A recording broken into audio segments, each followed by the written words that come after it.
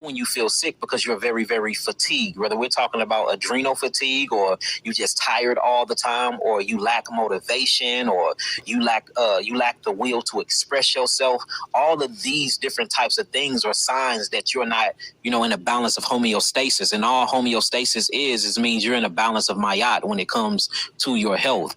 The first thing you should always check is your food. We have to look at our bodies as avatars. These are bio vehicles, and these vehicles is what our souls or what our spiritual consciousness actually project through. So if my vehicle is not running properly, that means I can't drive it properly. So the same way that you do with your car, if you see anything going on with your cars that's not in homeostasis, you're going to take it to get a tune-up. You're going to take it to get the oil change. If the fuel start running out of your car, you're going to put fuel in it. If you put the wrong fuel in your car, like for instance, if you have an unleaded gas tank and you put diesel fuel in there, your car can't even start up. It's the same thing as you get a Porsche or a Lamborghini and you put unleaded in there, it's going to run horrible because you need the premium. It's the same thing with our bodies, especially when I'm speaking about melanated, America Aboriginal people. We have the most premium vehicles on planet Earth due to not only our eomelanin and pheomelanin, but our neuromelanin. And then we are essentially prokaryotic cells that have prokaryotes. And we have, basically through evolutionary process, we have required eukaryotes. So we are the top of the line species and gods and goddesses here on Earth, which means we need the best fuel for our vehicle possible. The same way that the Lamborghini and the Benz truck and the Bentleys need that premium 93 gas, we actually need premium octane foods. And these are the foods that have the best light code frequencies called biophoton in them. And this food is what yields you your ATP. If you actually look on a food spectrum and you look at meat, they measure them by something called angstroms of energy. Meat only have 3 angstroms of energy in it, 3,000 yielding angstroms of energy. When you look at vegetables only have 9,000 angstroms of energy. But when you start looking into your fruits, the fruits that grows the closest to the sun, because the sun is our true food, and we're going to talk about that, because plants go through something called photosynthesis, and we as human beings go through something called biosynthesis. So, we essentially act as the sun act. We are the children of the sun.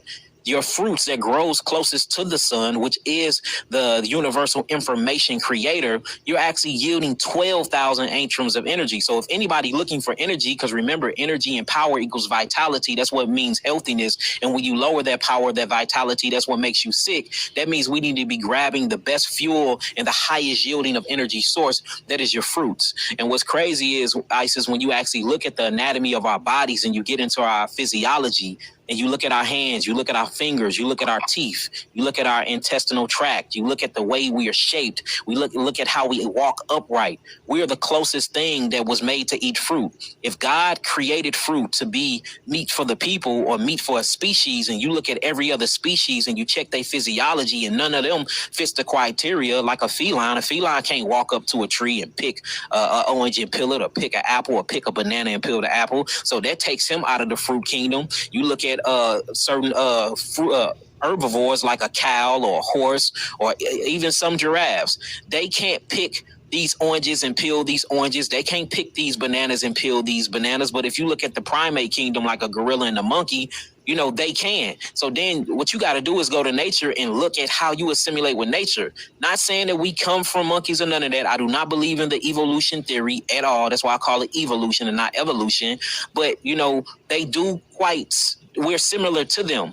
So if you look at us and the things that we're supposed to be eating, we're naturally frugivores. I don't think we're herbivores, nor we're omnivores, nor we're carnivores. Because if we was, our physiology would be just like them. So, once you start getting on these fruits and you get on these limited vegetables, you're going to start seeing a change in your health, because once you eat the right foods, your body is going to naturally detoxify itself.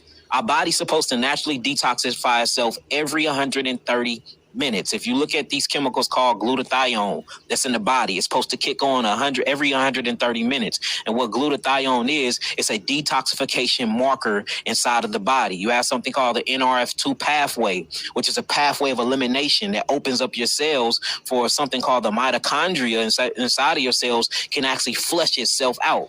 This happens every 2 hours in the body. So the body is always detoxifying itself. What's happening is we're eating the wrong foods, or we're in the wrong environment, that burning fossil fuel. We putting on the wrong clothes that's lowering our hertz. We're entertaining the wrong relationships, and all of these things have a physical bad impression on the body that blocks up energy because we're not able to eliminate. That's the reason why detoxification is so important. There is no other way to truly heal anything if you don't detox, because we have to open up the meridian pathways, and we have to open up that NRF2 pathway to start getting all of these built up toxemias out of the body and out of the cells. Now, for someone who's new and that starts getting on those fruit diets, but they're having a hard time, what do you suggest to an individual? So I say take it slow, take it slow. Everybody is not, meant to eat this fruit diet yet, because, food is consciousness. So you have to match the consciousness to be able to even vibrate towards that electrical magnetic, spectrum to have that same coherence and resonance with the food.